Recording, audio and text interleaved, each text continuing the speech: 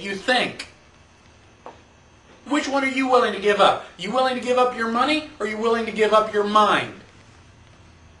Which party do you want to vote for?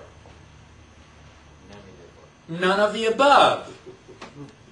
Now, one of the things that they have done is they've lied to us. They changed the question so that both answers are bad.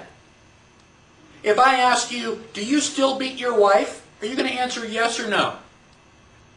Yes, I do still beat my wife, or no, I don't still beat my wife.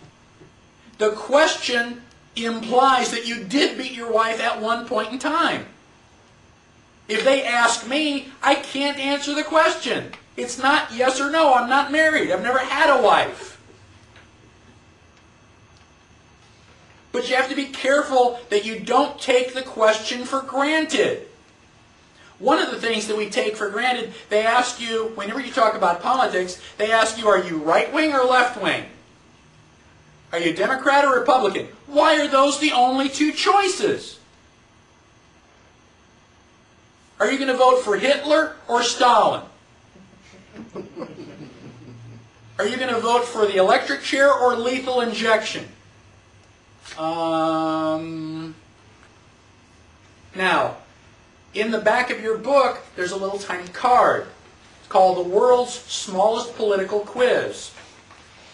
One of the things that it does is to eliminate the fallacy that everything is left or right. There is also up and down. Now, Hitler was a totalitarian. Hitler wanted to control your mind and your money. You have no control. The state or the government has all the control. He's on the bottom of a little diamond shape. Now, the Democrats want to control your money, but not your mind. So they are on the left. The Republicans want to control your mind, but not your money. So they are on the right. If you are on the top, where you want to control your own money, you want to do your own thinking, then you are a libertarian. You believe that you are smart enough to spend your own money. You are smart enough to decide for yourself whether you want to read Playboy. Pornography is in the eye of the beholder. You're, adult, make your own decisions. So, stop thinking as everything left and right. Think of everything as two-dimensional, left, right, up, or down. Where do you want to be on the playing field? And you can answer these 10 simple questions, and you give you a score, and it will let you know basically where you stand. Now, let me give you a little anecdote that I developed to talk about the difference between the Republican Party with a capital R and a republic, which is a form of government, with a small r. Let's say that I walk into the room and I have a pet. And my pet is under my arm and it's going, bark, bark, bark, bark. And you say, what's your pet's name? And I say, my pet's name is Dog. Now, my pet is a dog with a small d, but I've also given him a name. And his name is Dog with a capital D. And so I take my dog with me. And so for several years, this dog is my pet dog. Now my dog dies. And I go out and I get a new pet. And I come walking into the room with a new pet. And I've got my new pet under my arm. And my new pet is going, meow, meow. And you say, what do you call your pet? And I say, I call my pet Dog. This is Dog 2. But I like the name so much I just kept the name. So now I call my pet Dog with a capital D. What is it? Is it a dog with a small d? No. The name has nothing to do with the animal. The Republicans with a capital R have nothing to do with the Republic with a small r. They've just kept the name.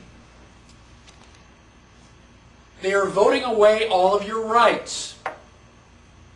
Now, people say, well, I don't want to vote for one of the smaller parties because I don't want to waste my vote.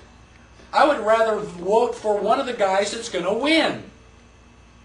And I'm going to ask you again, do you want to vote for Stalin or Hitler? Because those guys are going to win, they're going to get most of the votes. Is there anybody here whose mother did not ask them, if all your friends jump off a cliff, are you going to jump off too? Isn't that stupid? The definition of insanity is doing the same thing over and over again and expecting different results. If you think that the United States is in trouble, and you go back to vote, and you vote Democratic or Republican, just like you've always done, thinking that you're going to fix it, you are insane. You are crazy. Call the men in the white coats, and we'll have them come and pick you up.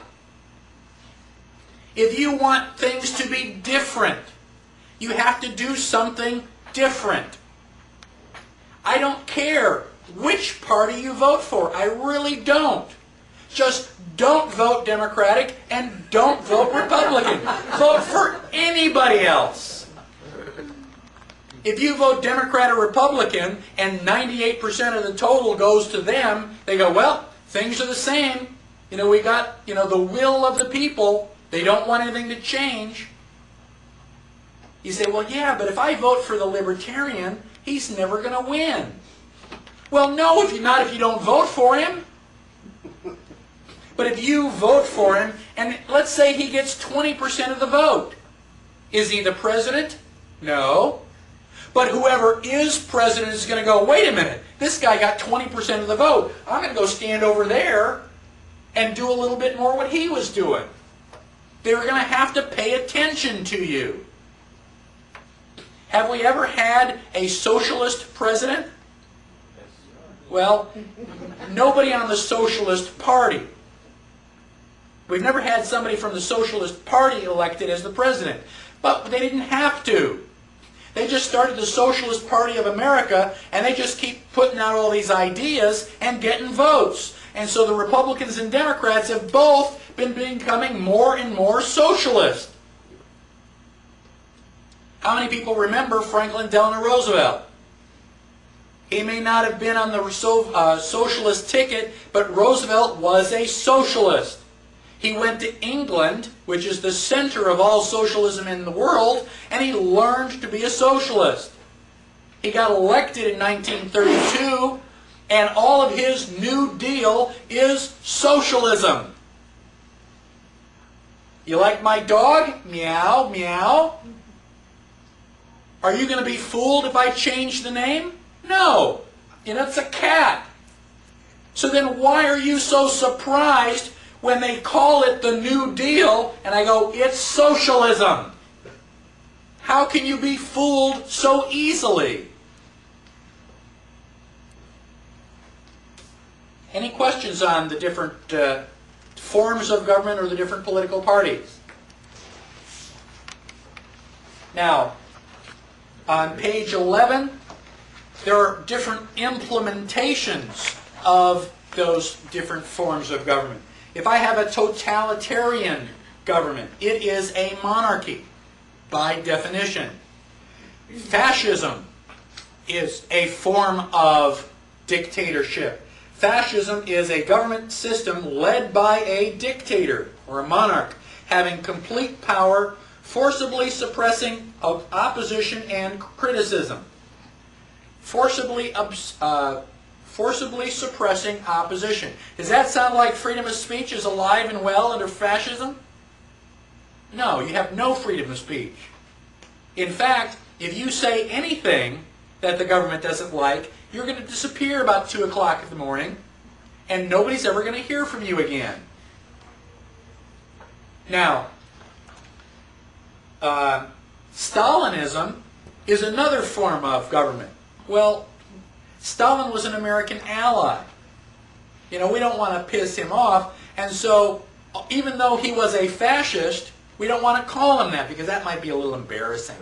He was our buddy. And so we invent a new name. We call it Stalinism. Well, the dictionary correctly defines it as an ideology characterized especially by the extreme suppression of dissident political or ideological views. What does extreme